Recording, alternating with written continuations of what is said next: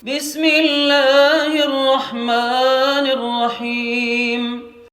Assalamualaikum warahmatullahi wabarakatuh. Alhamdulillah, selalu lisan kita terbasahkan dengan kalimat mulia ini sebagai tanda syukur kepada Allah Subhanahu wa taala atas segala nikmat yang dilimpahkan kepada kita, termasuk nikmat kehidupan dan akhirnya diisi dengan nikmat keimanan, dan kita mengetahui mana yang diperintahkan dan mana yang dilarang oleh Sang Pencipta Allah.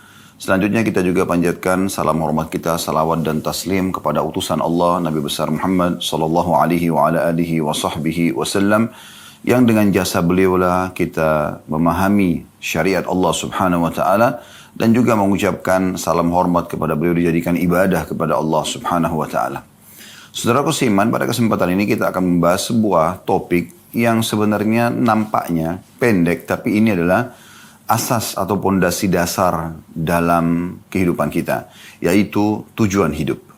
Saudaraku seiman, kita bisa buka bersama-sama di awal acara kita ini surah Az-Zariyat.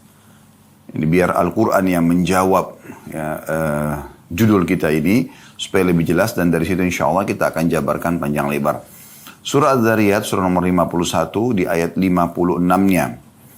Di situ Allah Subhanahu wa taala berfirman yang memberikan gambaran tentang judul ini, dan surah atau ayat inilah yang menyebabkan kami memilih juga judul ini. Allah berfirman, "Wa ma khalaqtul jinna wal insa illa liya'budun." Aku tidak ciptakan jin dan juga manusia kecuali untuk mengabdi, menyembah, patuh kepadaku. Jadi teman-teman sekalian, sebagai seorang muslim, kita sudah yakin tentang makna kalimat La ilaha illallah. Tiada Tuhan yang berhak disembah kecuali Allah. Artinya, teman-teman semua melihat, mengarahkan pandangan matanya ke langit, semua yang dijangkau oleh mata kita di sana, dari burung yang terbang, pergantian siang malam, hujan yang turun, awan, bintang-bintang, atau yang tidak terjangkau oleh mata kita. Mungkin kecanggihan teknologi manusia sampai di hari kita sekarang masih belum bisa menjangkau jenis-jenis bintang tertentu di langit sana. Jadi ada yang belum nampak gitu ya. Kemudian juga di bumi, apapun yang nampak. Seperti misalnya yang nampak seperti manusia, kita sendiri ya, manusia ini sendiri. Dari beragam macam paras wajah, postur tubuh, kemudian bahasa, kebiasaan, ya, tradisi, dan populasi manusia. Interaksi satu sama yang lain di antara mereka. Kemudian juga tumbuh-tumbuhan, dari rumput yang kecil sampai pohon beringin yang besar, dengan beragam macam bentuknya, ya, sifat-sifatnya. Kemudian juga hewan-hewan dengan berbagai macam jenisnya nampak dengan jelas di depan mata kita, apalagi dengan teknologi yang ada sekarang. Kita bisa melihat semua jenis hewan yang ada di hutan, di lautan, diangkat, divideokan, dan kita bisa melihat mereka semua.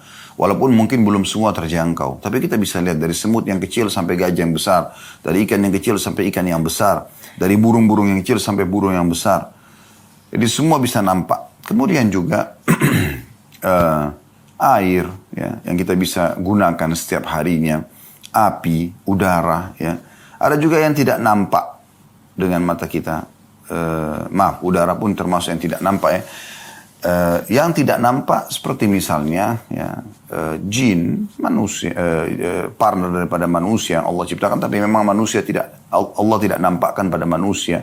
Kemudian semua perasaan-perasaan yang kita rasakan, rasa suka, rasa sedih, ya, senang, ya, gembira, ngantuk, ya, lapar, haus, semua ini tidak nampak, tapi kita bisa rasakan, ya. Semua itu teman-teman sekalian kembali kepada satu makna atau satu kalimat, masuk dalam satu kalimat yang selama ini umat Islam selalu ikrarkan dan juga yakini. Bahkan dengan kalimat ini seseorang bisa dianggap masuk ke dalam agama Islam, yaitu la ilaha illallah. Tiada Tuhan yang berhak disembah kecuali Allah. Artinya semua di langit dijangkau atau tidak dijangkau oleh mata kita, semua di bumi, semua di kedalaman lautan dijangkau atau tidak dijangkau oleh mata kita. Kata kuncinya, tidak ada penciptanya, tidak ada pemiliknya, tidak ada yang mengurus, tidak ada yang mengawasi, kecuali Allah subhanahu wa ta'ala. Oleh karena itu seorang muslim selalu kembali kepada satu Tuhan ini. Ya, satu Tuhan ini. Dan kita sudah dipandu oleh Tuhan yang satu ini, Allah subhanahu wa ta'ala, dengan kemahaadilannya di dalam syariat yang diturunkan oleh Allah melalui para nabi, dan kita sekarang di masa Nabi Muhammad SAW dalam Al-Quran. Sehingga dipandulah bagaimana kita mengenal Allah subhanahu wa ta'ala. Mayoritas ayat Al-Quran berbicara tentang pengenalan Allah subhanahu wa ta'ala dan juga apa yang Allah subhanahu wa ta'ala inginkan. Ya. Maka kita jadi tahu Allah perintahkan kita ada yang wajib sholat, zakat, puasa, kemudian haji, ya, bakti sama orang tua, gitu kan. Ini semua yang wajib-wajib dan disebutkan tentang keutamaannya. Orang kalau sholat dapat apa, orang kalau zakat dapat apa, ya, orang kalau haji dapat apa. Semua disebutkan, bakti sama orang tua dapat apa. Begitu juga dengan amalan-amalan sunnah. Nah, amalan-amalan sunnah. Jadi sholat sunnah, puasa sunnah, semua ini dengan semua keutamaannya, gitu kan? Ada keutamaan-keutamaannya.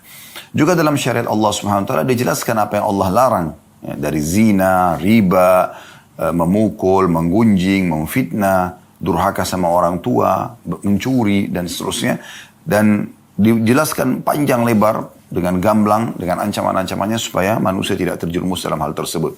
Sehingga kita pada saat beriman kepada Allah Subhanahu wa taala menjadi orang yang baik, manusia yang sempurna. Kenapa saya katakan begini? Karena memang dalam syariat Allah disuruh kita jadi orang baik, kan? Jujur, amanah, tanggung jawab, bakti sama orang tua, membantu orang susah, ya kan? Semua ini kan kebaikan-kebaikan. Jadi seorang muslim kalau mengikuti imannya kepada Allah SWT, dia akan sangat baik. Dan tentu dia akan jauhi apa yang dilarang. Dusta, mencuri, memukul, mengganggu orang lain, ya, menggibah, memfitnah, dan segala macam hal. Ya.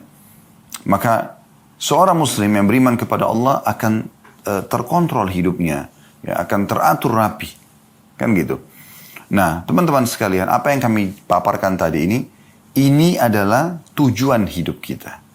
Jadi, kalau seandainya ada seseorang yang bertanya, apakah memang saya diciptakan untuk sholat? Jawabannya iya. Apakah saya diciptakan untuk puasa Ramadan? Iya. Apakah saya diciptakan untuk mengerjakan haji ke Baitullah? Iya. Apakah saya diciptakan untuk mengeluarkan zakat? Iya. Apakah saya disuruh bakti sama orang tua? Apakah saya disuruh jujur? Apakah disuruh amanah? Apakah saya disuruh bantu orang susah? Jawabannya iya. Itu tujuan hidup kita. Allah Subhanahu wa taala dalam surah Az-Zariyat tadi menyebutkan tujuan kita hidup di sini untuk itu. Tidak ada tujuan lain. Tidak ada tujuan lain. Ini kita kerucutkan tema bahasan kita ini ke poin ini, teman-teman sekalian. Insya Allah dalam 45 menit ke depan ini kita akan lebih memahami. Nanti kita akan mengatakan, ternyata itu ya. Ya, memang itu target kami. Bagaimana teman-teman kembali kepada pondasi dasar. Ya, kita lahir di muka bumi ini, semua sistem sudah ada. Tiba-tiba kita cuma tahu, ini ibu saya, ini ayah saya. Dan kita tidak bisa mengubah status itu. Nggak bisa kita mengatakan, saya nggak mau ibu ini, saya nggak mau ayah itu. Sudah, pasti akan ke situ. Ada sistem yang mengatur kita. Berarti ada Tuhan yang mengatur ini semua. Ya. Dan pada saat itu, kita akan diurus dari kecil. Dirawat. Kita cuma tahu menangis waktu masih bayi. Kalau tidak suka atau kita, buang air besar, buang air kecil, lapar. Semua hanya dengan tangisan. Dan dengan segera ibu kita langsung datang mengurus kita. Ayah kita sibuk mencari nafkah untuk membiayai hidup kita. Sampai akhirnya kita tumbuh besar, sekolah, seperti biasalah kehidupan kita. Sampai akhirnya kita menikah dan akhirnya kita pun berstatus suami atau istri. Kemudian kita berstatus ayah ataupun ibu. Ya. Dan akhirnya kita juga akan bersama dengan orang-orang tua kita yang terdahulu, yaitu meninggal dunia dan kembali kepada Tuhannya Allah Subhanahu wa taala. Ini rukun iman kita sebagai seorang muslim. Nah, kembali ke pondasi ini penting sekali, teman-teman sekalian. Kenapa banyak orang menghabis-habiskan waktunya pada hal yang tidak bermanfaat? Apalagi kepada kemaksiatan, membuang-buang waktu, ya. Daripada dia menikah, melampiaskan biologisnya pada yang halal, dia pergi kepada perzinahan. Daripada dia bertransaksi dengan jual beli, kejujuran, transparansi, maka dia pergi ke riba, gitu kan? Dan kezaliman, penipuan.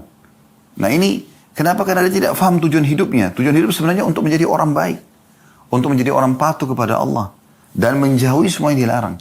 Kalau orang terjerumus pada pelanggaran ini karena tidak paham tujuan hidup dia apa. Dia tidak paham sebenarnya. Kita berada di muka bumi ini dengan sistem yang sudah ada, semua fasilitas yang ada, air, udara, semua musim-musim, kebutuhan kita, buah-buahan, hewan-hewan, banyak semua yang terpenuhi. Semua itu hanya satu. Mengerucut kepada surah Az-Zariyat tadi, ayat 56. Fahami ini teman-teman sekalian. Supaya jangan lagi setelah mendengarkan ceramah ini kita menyia-nyiakan banyak waktu kita. Hanya dipakai pada hal-hal yang tidak ada manfaatnya. Kalau bukan yang Allah perintahkan, wajib atau sunnah, maka minimal Anda kalau mau menggunakan sebagian waktu Anda, sebagian saja kepada hal yang mubah. Kalau yang haram tidak dibolehkan sama sekali. Yang Allah subhanahu wa ta'ala haramkan, itu tujuannya dipelajari untuk dijauhi, bukan dicoba.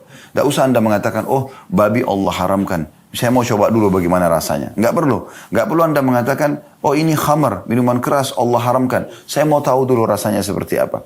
Dan seterusnya. Tidak perlu. Kita pelajari hanya untuk dijauhi. Nah demikian juga dengan hal-hal yang halal. Allah perintahkan, disuruh kita pelajari dan kita boleh nikmati. Dan kita kerjakan.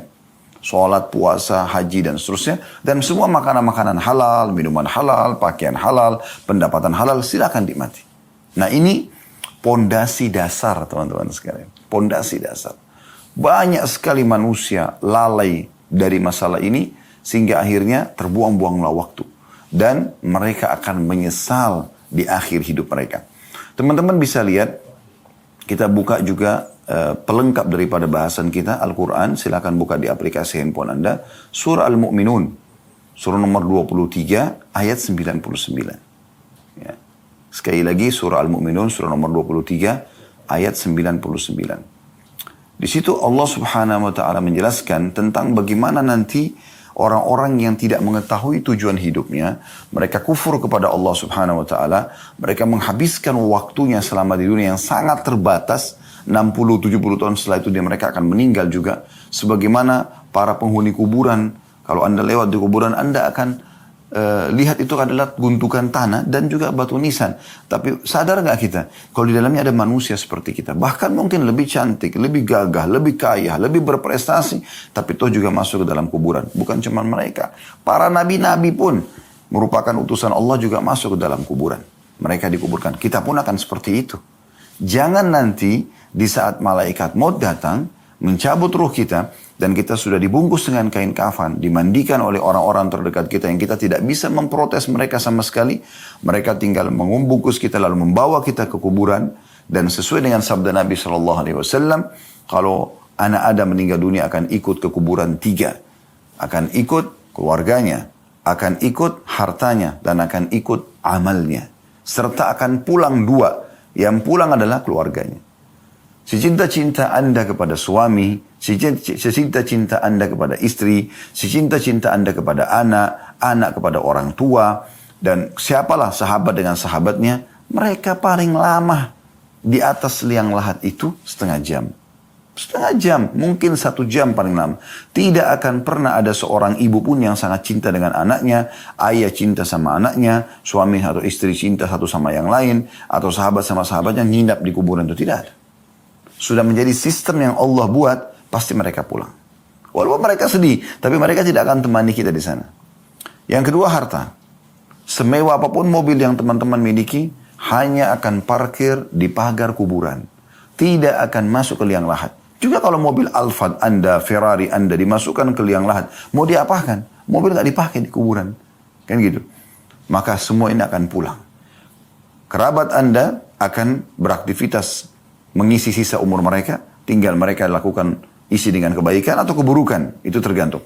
Kemudian harta Anda akan dibagi menjadi warisan. Yang tinggal bersama Anda apa? Yang ketiga, yaitu amal.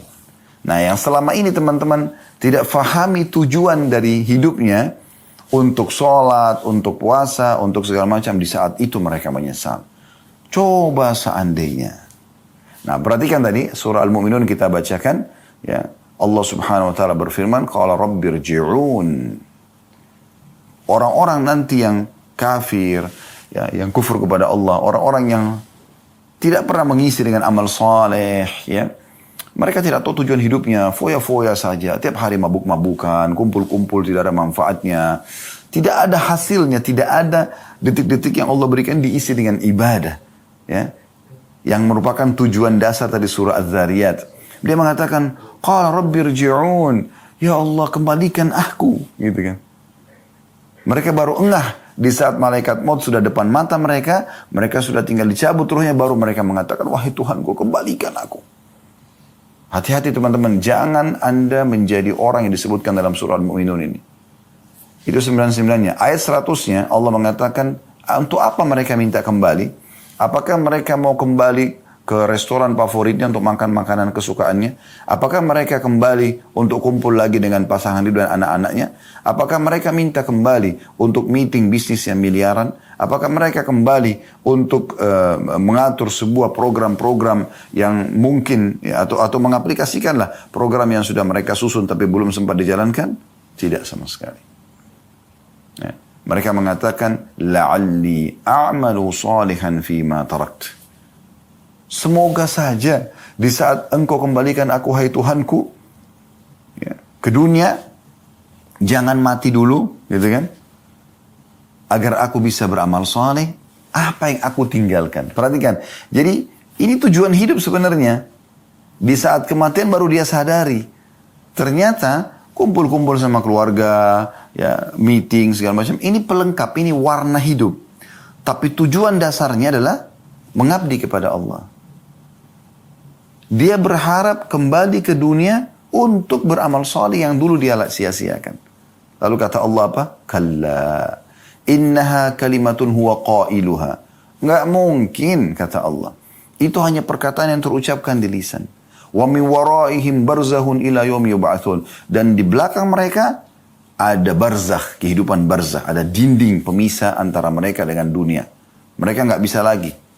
Nggak ada lagi kuburan terbuka, orang yang mati bisa keluar beraktivitas lagi seperti kita, nggak ada lagi. Ya. Dan tidak ada itu yang sering digambarkan, maaf, di sinetron-sinetron kita, sebagian sinetron pocong bisa keluar, kuburan terbuka, lalu mengganggu orang atau keluar. Itu tidak ada lagi. Mustahil. Kalau itu terjadi, maka mungkin setiap kita akan diketuk rumahnya oleh orang tua yang sudah meninggal. Atau tetangganya. Tapi tidak ada dalam Islam semua itu. Itu perusakan akidah yang harus diluruskan, ya. Jadi teman-teman sekalian, orang baru menyadari di saat dia meninggal, oh ternyata ini tujuan saya hidup. Ya. Sekarang saya kasih contoh rasional. Kalau teman-teman, misal kita anggap di titik ini, tiba-tiba ada malaikat maut di depan mata kita. Dan itu pasti terjadi, demi Allah akan terjadi teman-teman. Saya bukan menakut-nakuti, tapi kita pasti akan begitu. Saya atau Anda lebih dulu, kita semua sedang menuju ke liang lahat kita. Di saat malaikat maut itu datang, antara Anda sama malaikat maut itu, saya saja di ruangan ini, di studio ini, bisa tiba-tiba lihat malaikat maut. Anda semua tidak tahu. Kan begitu orang kalau mau meninggal, kan tidak ada yang bisa lihat malaikat maut. Allah hijab matanya, tidak bisa dia lihat. Tapi tiba-tiba, seperkasa apapun ya orang itu, sepintar apapun dia, sekaya apapun dia, pada saat itu hitungan detik dia akan meninggal. Ruhnya dicabut, selesai. Itu fakta. Gitu kan? Pastikan. Sebagaimana Allah sebutkan dalam surah Al-Imran, kullu nafsin za'iqatul maut, semua jiwa pasti akan mati. Tidak mungkin tidak gitu. Nah, di saat Anda menghadapi kematian tersebut, ya, malaikat maut misalnya menyampaikan kepada Anda, wahai fulan, Allah masih memberikan sekarang kamu kesempatan setengah jam. Setelah itu saya akan cabut ruh kamu. Kira-kira teman-teman, saya ingin tanya, coba bayangkan ini. Saya mau tanya, kalau setengah jam itu Allah berikan kesempatan, apa yang akan Anda lakukan? Saya kembali mengingatkan tadi apa yang saya ulangi. Apakah Anda akan cari lagi makanan favorit Anda yang setiap hari Anda sibuk mencari restoran makanan favorit tersebut? Padahal sebenarnya seorang muslim, makan yang ada, syukuri yang ada, kan gitu. Walaupun boleh, bukan tidak boleh kita mencari makanan kesukaan kita. Tapi jangan berlebihan teman-teman. Ada orang kadang-kadang untuk mengejar kuliner aja sampai sekian jam naik mobil. 3 jam, 4 jam gitu kan. Hanya untuk mengejar sebuah kuliner. Kalau kita kebetulan ke sana, makan. Nggak masalah. Nikmatin yang halal. Allah bolehkan itu. Tapi Habiskan waktu dalam keseharian pada hal-hal yang tidak diperlukan untuk apa? Toh juga makanan itu rasanya di mana? Di ujung lidah. Anda bisa rasakan, oh ini sambal, oh ini rendang, oh ini ayam, oh ini nasi, di ujung lidah. Kalau sudah lewat sepertiga jari kita, ini kan ada garis-garis ini. Sepertiga jari ini ke tenggorokan, kira-kira teman-teman, Anda masih bisa nggak membedakan mana ayam, mana rendang tadi, mana sambal, mana nasi? Udah nggak bisa. Dia masuk ke tubuh selesai. Berarti makanan itu cuma di ujung lidah kan? Silakan nikmati, tapi jangan berlebihan. Karena Allah bolehkan kita makan dan minum. Yang penting halal dan thayyibah. Dibolehkan oleh Allah dan juga thayyibah, tapi sesuai dengan kebutuhan. Makanya Nabi SAW mengatakan, wahai anak Adam, makanlah sesuatu yang bisa menopang tulang belakangmu agar engkau bisa berdiri, bisa beraktivitas. Jangan berlebihan. Dan kita tahu juga secara medis kita dilarang makan terlalu berlebihan. Kan begitu? Itu contohnya. Dan memang ada batasannya teman-teman. Allah kasih kita batasan. Seenak apapun makanan itu. Misal kita suka sekali nasi goreng tertentu atau apalah nasi campur. Apalah kira-kira makanan yang kita suka. Berapa banyak kita bisa makan? Sepiring? Dua piring itu sudah kenyangnya luar biasa. Ya. Terus selesai habis itu. Sekarang pakaian misalnya. Berapa lembar Anda bisa pakai? Selembar, 2 lembar. Sebanyak apapun pakaian Anda milikin. Apakah Anda bisa pakai semuanya sekaligus? Gak bisa. Ada batasannya kan? Kalau Anda pakai 5 lapis baju sekalian, orang tertawain Anda. Di musim dingin pun, orang mungkin pakai baju kaos, 1 baju luar, dan 1 lagi baju. Mungkin 3 lembar itu pun di saat tertentu, di musim dingin yang sangat gitu. Tapi kalau kita di Indonesia nih, mau pakai berapa lembar baju? 1 baju kaos, 1 baju luar, selesai. Ini gak bisa kita pakai banyak-banyak. Begitu juga sepatu. Anda punya sepatu sampai 40 sepatu, 30 sepatu. Untuk apa gitu? Oh, Anda pakai 1, 2. Kecuali memang untuk kebutuhannya, misalnya ada untuk olahraga, ada untuk aktivitas, ada untuk ini. Bisa 3, 4, mungkin 5 orang. Tapi ada orang subhanallah punya koleksi sepatu. Baru sekarang banyak, harganya mahal-mahal. Yang mungkin kalau digabungin, bisa bangun 1 masjid buat amal soleh dia. Mohon maaf, saya bukan menyinggung siapapun karena saya tidak tahu siapa saja yang hadir di sini. Cuman saya coba mengajak Anda berpikir di waktu-waktu yang sempit kita ini, hanya sekitar 45 menit kita menyampaikan pesan-pesan ini, supaya kita merenungi sama-sama. Berarti saya tidak boleh pakai sepatu bermerek Ustaz? Boleh. Boleh, tapi jangan berlebihan.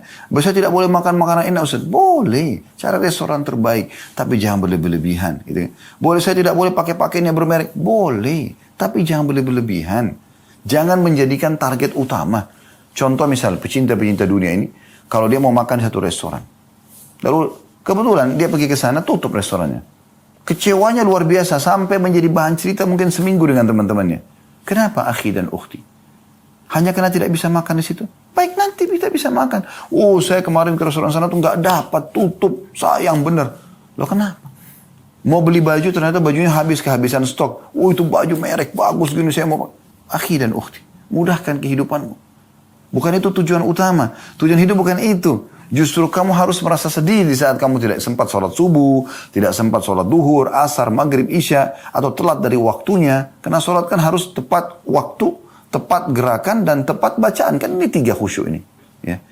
Ada yang lupa di sini, Anda sedih. Ini wajar Anda sedih. Bayangkan teman-teman, Nabi SAW mengatakan, rak'atai fajr khairu minad dunya wa ma fiha. 2 rakaat sholat sunnah fajr lebih baik daripada dunia dan seluruh isinya. Coba, itu nilai. Kenapa Nabi SAW mengatakan lebih baik daripada dunia dan seluruh isinya? Karena memang itu yang kita butuhkan di kuburan kita. Itu yang kita butuhkan di akhirat kita. Semua ini dunia cuma pernak-perniknya. Kan gitu. Maka jangan berlebihan. Jangan keluar dari tujuan hidup kita yang sebenarnya. Ya. Lalai. Bahkan ada orang disayangkan sekali sudah sampai pada umur tua pun. Di atas 40 tahun itu sudah harus ada peringatan-peringatan yang luar biasa. Itu masih saja lalai. Bahkan ada yang baru terjerumus ke dalam banyak pelanggaran di umur-umur seperti ini. Padahal sebenarnya mereka harus, ini sudah waktu warning ini, peringatan di sini.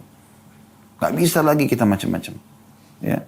Udah harus kita sadari kesalahan-kesalahan masa lalu. Kita mohon ampun kepada Allah. Kembali kepada Allah SWT. Tidak boleh disia-siakan, tidak boleh salah dalam masalah seperti ini. Nah, ingat teman-teman, di saat kita meninggal dunia, semua urusan pernak-pernik ini hanya akan menjadi pembicaraan orang. Dan itu pun hitungan hari. Misal orang mengatakan, oh itu bajunya dia. Yang dulu kita kejar-kejar tuh. Oh itu bajunya si fulana atau fulana. Oh itu sepatunya. Oh itu tasnya. Oh itu mobilnya. Oh itu rumahnya. Oh itu anaknya. Oh itu suaminya. Oh itu istrinya. Oh itu orang tuanya. Oh itu tetangganya. Setelah itu selesai. Apa manfaatnya buat orang yang sudah meninggal? Gak ada. Kenangan saja. Yang selama ini kita jor-joran, saling bersaing, sombong-sombongan, ya. Itu ternyata cuma jadi kenangan. Setelah itu akan dipakai oleh orang lain. Mungkin dibagikan kepada orang lain. Sebagian harta kita dijual, dibagi warisan. Anak-anak kita pun akan memberikan kebutuhan-kebutuhan mereka. Selesai. Jadi sudah hitungan hari. Setelah itu orang sudah tidak lagi mengatakan, oh ini simpan, ini bajunya si dia nih. Simpan, nanti mungkin satu waktu dia hidup lagi bisa pakai. Nggak ada begitu. Nggak ada. Nah, yang kita titik beratkan teman-teman sekalian, tujuan hidupmu, hai saudaraku. Beribadah kepada Allah. Meeting berapa miliar pun, berapa triliun pun, tinggalkan untuk sholat. Maaf, saya sholat. Bilang kepada orang-orang yang hadir di situ. Yang muslim ajak sholat. Yang kafir, izin sama mereka baik-baik. Lalu kita akan kembali setelah sholat. Sholat itu 5 menit. Absen kepada Allah. Ya Allah, baik saya hadir. Allah panggil, hayya ala sholat. Ayo sholat. Hayya ala falah. Ayo menuju kepada kemenangan. Allah kasih kita gambaran, panggil, absen. Kata Salamah bin Dinar rahimahullah, seorang ulama tabi'in, usahakan dimanapun Allah menginginkan kau hadir, kau ada di situ yang pertama. Sholat, zakat, Ramadan, kamu yang pertama, di saat pertama. Dan usahakan kamu yang paling jauh dari apa-apa yang telah Allah haramkan. Di situ baru kamu bisa menikmati keimanan itu. Sisi lain teman-teman sekalian. Ada juga ya pelengkap dari surah Al-Mu'minun ini, ada surah Al-Munafikun. Ayat terakhirnya. Di situ juga orang-orang ada yang menyesal, gitu kan. Surah Al-Munafikun ini jelas Anda tinggal cari di daftar isi. Lihat di akhir-akhir ayatnya. Allah mengatakan wa anfiqu mimma razaqnakum min qabli an ya'ti ahadakumul maut fayaqula rabbi laula akhartani ila ajalin qaribin fa asaddaq wa aku minas salihin. Kata Allah SWT, infakkan, segera keluarkan harta-hartamu di jalan Allah Subhanahu wa taala sebelum datang kepada seseorang dari kalian kematian. Lalu dia berkata pada saat itu, wahai Tuhanku, terlambatkan beberapa saat dulu kematianku. Untuk apa? Untuk makan makanan favorit, untuk kumpul sama teman-teman, untuk biologis dengan pasangan? Nah. Fa'as-saddaq, agar aku bisa bersedekah. Wa aku minas salihin, dan aku menjadi orang-orang saleh. Tapi Allah mengatakan, wala yuakhirallahu nafsan idza ja'a ajaluha. Allah khabirun bima ta'malun. Allah tidak akan pernah menerlambatkan ajal seseorang kalau datang, dan Allah akan memberitahukan apa yang kalian kerjakan. Akhir surah Al-Munafikun. Ini pelengkap tadi, yang surah Al-Mu'minun ayat 99 sampai tadi 101 gitu kan. Jadi teman-teman sadari poin ini. Tujuan kita mengadakan Zoom, taklim Zoom ini pada waktu ini, dan Anda pun meluangkan waktu, saya meluangkan waktu, mungkin kita punya aktivitas yang lain. Semua tidak ada lain kecuali untuk menyadari tujuan hidup kita apa. Dan tidak ada yang bisa menyelamatkan diri kita kecuali kita sendiri teman-teman sekalian. Allah Subhanahu wa taala mengingatkan dalam Al-Qur'an, "Innallaha la yughayyiru ma biqaumin hatta yughayyiru ma bi anfusihim." Allah tidak akan mengubah nasib satu kaum sampai mereka mengubah nasib mereka sendiri. Kalau Bapak Ibu tidak segera menyelamatkan dirinya, menyadari masalah ini, maka pastikan teman-teman sekalian kalau Anda akan menyesal nanti di akhir ajal nanti. Dan ingat teman-teman, jangan pernah bangga dengan amal soleh yang pernah kita kerjakan. Oh, saya sudah sekian kali haji, sudah sekian kali umrah, umur saya sudah sekian puluh tahun, saya sudah berapa kali sholat, ya saya sudah bakti sama orang tua saya. Jangan pernah berbangga dengan itu. Karena Anda tidak pernah tahu apakah itu sudah diterima dengan pahala sempurna atau tidak. Oleh karena itu kita selalu disuruh berbuat amal soleh setiap hari selama ajal kita belum datang. Kenapa teman-teman kita selalu sholat tiap hari? Kenapa kita selalu baca bismillah setiap kali mau makan dan minum? Kenapa enggak sekali seumur hidup saja? Karena memang kita butuh memperbanyak amal soleh tersebut, dan kita bersaing di situ untuk mendapatkan derajat tertinggi di surga nanti, di akhirat nanti. Teman-teman sekalian, saya ingin masuk kepada poin, lalu apa yang harus saya lakukan agar hidup saya ini sesuai dengan tujuannya. Yang pertama, teman-teman sekalian, bersyukur kepada Allah Subhanahu wa taala atas nikmat kehidupan yang Allah berikan ini. Dan syukur caranya adalah dengan menggunakan nikmat kehidupan ini pada ketaatan kepada Allah. Nah itu bentuk syukur. Dan tidak masuk akal teman-teman sekalian orang yang bersyukur kepada Allah dia gunakan untuk bermaksiat. Kan gitu. Anda kalau diberikan kebaikan, ada jasa dari seseorang yang lain, tidak masuk akal kalau Anda balas dengan kejahatan kan. Harusnya Anda balas dengan kebaikan. Ya, Anda berterima kasih pada dia, Anda memuji-muji dia, Anda membalas mungkin ya dengan kebaikan-kebaikan. Nah, tanpa menyamakan Allah dengan makhluknya, kita harusnya begitu. Tanda syukur kita kepada Allah harusnya kita gunakan di atas ketaatan kepada Allah Subhanahu wa taala. Ada statement yang menarik ya dari Ibnu Qayyim rahimahullah. Beliau mengatakan asyukur zuhur athar ni'matillahi ala lisan 'abdihi sana'an wa i'tirafan. Syukur itu, ya, itu adalah nampak dari lisan seorang hamba sebagai bentuk bekas nikmat Allah dengan puji-pujian dan mengakui sebagai nikmat. Wa ala qalbihi syuhudan wa mahabbah, dan dalam hatinya ada kesaksian kalau ini memang nikmat dari Allah dan juga mencintai pemberi nikmat itu. Wa ala jawarihi inqiyadan wa ta'ah, dan anggota tubuhnya itu menunjukkan tentang bagaimana dia tunduk dan patuh kepada Allah Subhanahu wa taala. Jadi tidak masuk dalam syukur itu teman-teman kalau orang itu justru melakukan kemaksiatan kepada Allah. Dan sederhana, teman-teman faham nggak atau sadari nggak? Maaf, saya bukan menggurui. Kalau ibadah itu punya kenikmatan. Dulu di majelis ilmu seperti ini dengarkan ceramah itu punya kenikmatan. Kenapa Anda tidak lakukan setiap hari? Kenapa hanya 45 menit atau 1 jam? Tentu waktu kita sekarang segitu. Tapi Anda bisa ulangin kan? Di playlist YouTube kami, kalau Anda datang ke channel YouTube kami, Khalid Basarama Official, ada playlistnya. Setelah beranda, ya, ada home itu, kemudian ada playlist. Anda klik, ada 25 lebih ya, seingat saya kajian kitab di sana. Anda bisa privat bersama kami. Anda tinggal pilih kitab mana, ya. Dan kitab yang paling mahal itu 150.000 rupiah saja harganya, Minhajul Muslim. Itu 1000 lembar. Semua sudah kami bedah kecuali ya bab warisan saja. Anda bisa ikutin setiap hari Anda dengarkan. Hari Senin misalnya Anda jadwalkan untuk belajar Minhajul Muslim. Hari Selasa Anda ingin belajar hadis, ada Sahih Targhib Tarhib, ada Riyadhus Shalihin, ada Sahih Hadis Qudsi. Ada banyak pilihannya ya. Ada Bulughul Maram, itu fikih hadis ya. Kemudian juga hari Rabu misalnya Anda mau belajar ya, dosa-dosa besar, ada Al-Kabair. Sudah 140 lebih dosa-dosa besar yang kita sudah bahas gitu kan. Dari durhaka sama orang tua, berbuat syirik, membunuh, berzina, riba dan seterusnya. Banyak di situ Anda bisa dengarkan. Kurikulumkan sehingga nanti Senin depan Anda cuma kembali kepada Minhajul Muslim. Hari Selasa Anda cuma kembali kepada kajian kitab hadis. Ya, Selasa depan. Hari Rabu Anda cuma mendengarkan dosa-dosa besar. Hari Kamis misalnya Anda mau belajar masalah rumah tangga. Kami ada bedah buku mahkota pengantin. Ada juga bedah buku lanjutannya begini dan mendidik anak dalam Islam. Kemudian hari Jumat misalnya Anda ingin mendengarkan sejarah Nabi. Ada 40 sekian, 50 sekian episode ya. Seingat saya. Kemudian juga ada serial-serial sahabat ya. Ada 40 lebih juga sahabat, biografi mereka, perbuatan amal-amal mereka, supaya kita mudah contohin gitu petuah-petuah mereka dan seterusnya. Misalnya hari Sabtunya misalnya Anda ingin belajar tentang contoh misalnya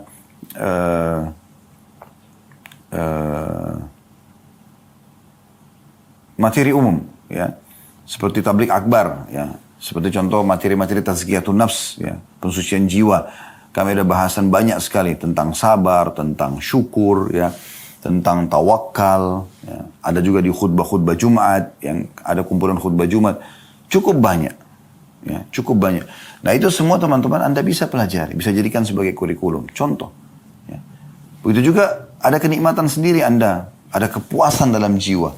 Di saat Anda mengerjakan ibadah apapun yang Anda tahu itu ada keutamaannya. Makanya kami selalu tekankan, teman-teman kalau mau kerjakan satu bentuk ketaatan kepada Allah, jangan kerjakan sampai Anda tahu janji Allah apa di ibadah tersebut. Misalnya, Anda mau rajin bersedekah. Bagaimana caranya?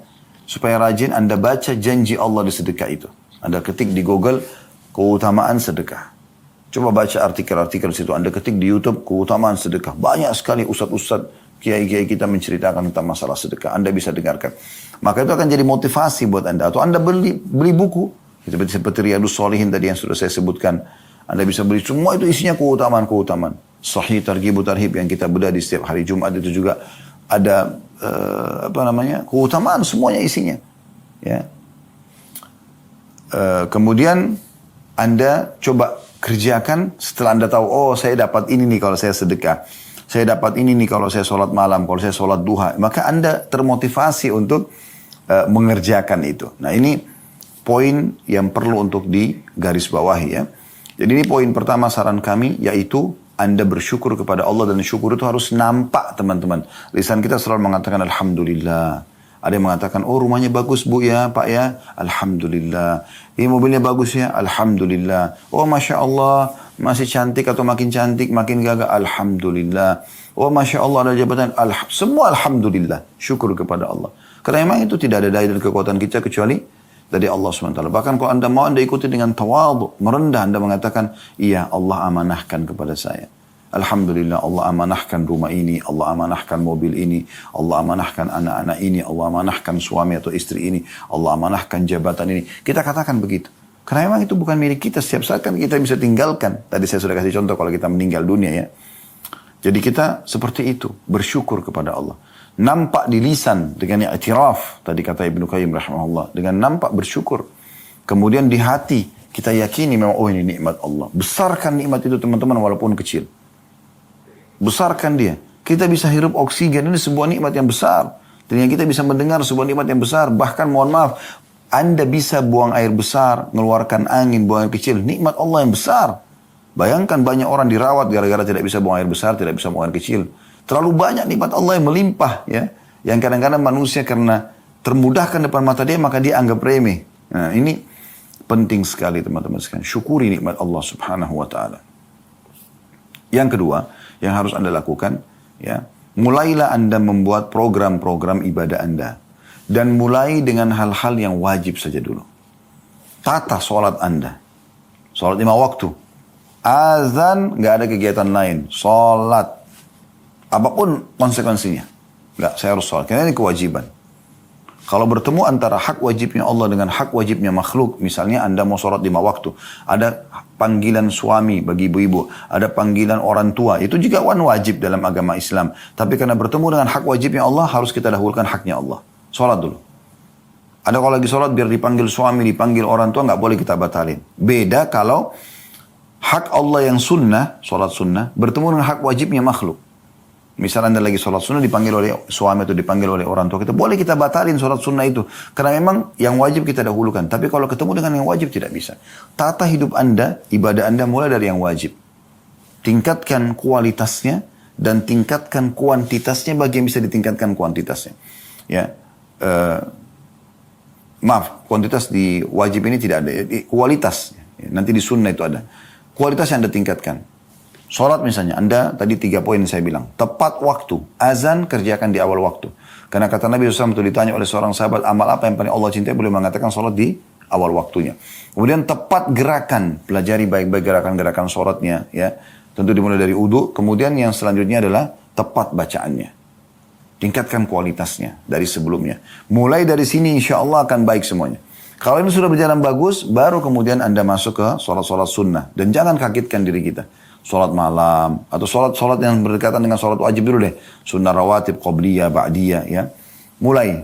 Anda baca keutamaannya. Ya. Kata Nabi SAW, siapa yang menjaga 12 rakaat sehari semalam, maka Allah akan bangunkan baginya istana di surga. Kan gitu, ada sholat-sholat sebelum dan sesudah wajib. 2 rakaat sebelum subuh, ada 4 rakaat sebelum duhur, 2 rakaat sudah duhur, 2 rakaat setelah maghrib, 2 rakaat setelah isya. Itu 12 rakaat misalnya. Kemudian Anda ya tingkatkan ke sholat malam, ya, tingkatkan ke sholat taubat. Jadi Anda mulai tingkatkan ke yang lain. Kalau Anda misalnya sudah mulai rutin mengerjakan sholat malam 2 rakaat, Anda tingkatkan lagi ke 4 rakaat, tingkatkan lagi ke 8 rakaat, sampai nanti Anda 11 rakaat. Setelah itu Anda konsisten menjaganya. Nah, di sini, di sholat sunnah, tadi saya bilang ditambah. Selain kualitas, Anda tingkatkan kuantitasnya. Kuantitas maksudnya apa? Tadi kalau 2 rakaat, Anda jadikan 4 rakaat. 4 rakaat Anda jadikan 6 rakaat. Terus sampai sempurna. 11 rakaat. Kalau sudah itu, sudah sempurna, Anda konsisten, Anda mulai menambah kuantitas bacaan. Tadi Anda cuma baca inna atayna wal asr. Anda sekarang tambah dengan, diperpanjang dengan surah Ad-Duha, ya, Al-A'la, dan seterusnya. Kalau Anda sudah mulai mulai terbiasa sebulan, 2 bulan, 6 bulan, Anda pindah ke kualitas atau kuantitas bacaan yang lebih panjang. Di sholat-sholat sunnah teman-teman, fatwa ulama sudah membolehkan kita memegang mushaf, memegang Quran, atau memegang aplikasi Al-Quran di handphone kita. Sambil baca dari awal Al-Baqarah sampai khatam nanti dengan sholat malam Anda. Kan gitu. Ini boleh. Baik, ini sholat. Misalnya terus Anda pindah ke puasa Ramadan. Ya. Anda jaga kualitasnya. Ya. Ramadan yang lalu apa yang kurang Anda sekarang sempurnakan. Ibu-ibu yang masih punya utang-utang Ramadan jangan ditunda-tunda. Usahakan pada saat sudah sudah selesai Lebaran Idul Fitri, Anda sudah langsung masuk ke masuk ke kalau Anda sudah kerjakan puasa Ramadannya, Anda mungkin ada hal-hal yang utang Ramadan tadi, kalau Anda punya utang dulunya Anda suka tunda-tunda sampai menjelang Ramadan akan datang, sekarang Anda kerjakan lebih cepat, ya. Begitu selesai Lebaran Anda sudah langsung bayar utang Anda tanpa Anda utang, supaya kalau Anda meninggal tidak ada beban, gitu kan. Kemudian kalau sudah Anda mulai pindah ke puasa-puasa sunnah, Senin, Kamis, Ayyamul Bid, ya, Anda coba lakukan, tingkatkan. Ini harus Anda sendiri yang lakukan. Begitu juga dengan zakat, setahun sekali. Baik, ada zakat, ada sedekah. Kalau sedekah setiap hari kita dianjurkan. Ada haji, sekarang setahun sekali, ya kan? Dan ada umrah yang bisa kita kerjakan sepanjang tahun. Maka ini semua buat program hidup Anda, mulai dari yang wajib, kemudian Anda sempurnakan dengan yang sunnah. Yang ketiga teman-teman sekalian, jauhi semua kemaksiatan. Tutup semua keran-kerannya. Dimulai dari yang wajib. Dimulai maksudnya yang haram. Ya, dimulai dari yang haram. Ya, ini harus difahami baik-baik. Jadi, apapun yang haram Anda tinggalkan. Tidak boleh sama sekali Anda biarkan pintu terbuka. Masa lalu biarkan berlalu. Setelah taklim ini tidak boleh lagi. Begitu juga nanti kalau sudah Anda maksimal meninggalkan yang haram, Anda pindah ke yang makruh. Makruh pun jangan dikerjakan. Karena memang kedua hal ini dilarang dalam agama, walaupun makruh tidak berdosa kalau dikerjakan, tapi tinggalkan. Minum berdiri, makan berdiri, kan itu semua makruh hukumnya. Tapi usahakan tinggalkan, supaya nanti lama-lama Anda kan menuju kepada kesempurnaan apa merupakan tujuan hidup Anda. Dan yang terakhir teman-teman, yang keempat, banyak berdoa kepada Allah Subhanahu wa taala. Banyak berdoa kepada Allah Subhanahu wa taala, dan ingat berdoa ini harus diikutkan juga dengan ada poin kelima sih ya. Setelah berdoa kepada Allah Subhanahu wa taala, yang kelima itu komunitas. Komunitas kita harus komunitas yang baik, yang sehat. Karena kalau kita berteman dengan 10 orang yang jauh dari agama, kita akan terpengaruh. Kita berteman dengan 10 orang penghafal Quran, kita juga akan terpengaruh. Jadi hati-hati. Hati-hati sekali. Kata Nabi SAW, Al-maru ala dini khalili. Seseorang sesuai dengan agama temannya atau lingkungannya. Falyandur ahadukum ila may yukhalil. Maka harus kalian melihat siapa yang kalian jadikan sebagai teman kalian. Jadi pilihlah teman-teman yang bisa memberikan kita motivasi untuk selalu beriman kepada Allah di dunia, beramal soleh, bersaing dalam masalah itu, dan di akhirat dia bisa memberikan syafaatnya. Bukan justru orang di dunia menyesatkan kita, di akhirat malah bisa menarik kita ke api neraka. Wa na'udzubillah. Semoga bermanfaat dan semoga Allah SWT menyatukan kita di surga Firdausnya tanpa hisab sebagaimana disatukan dalam majelis ilmu yang mulia ini. Dan kalau ada benar pasti dari Allah Subhanahu wa taala, kalau salah dari saya teman-teman sekalian mohon dimaafkan. Subhanakallahumma bihamdika asyhadu an la ilaha illa anta astaghfiruka wa atubu ilaik. Wassalamualaikum warahmatullahi wabarakatuh.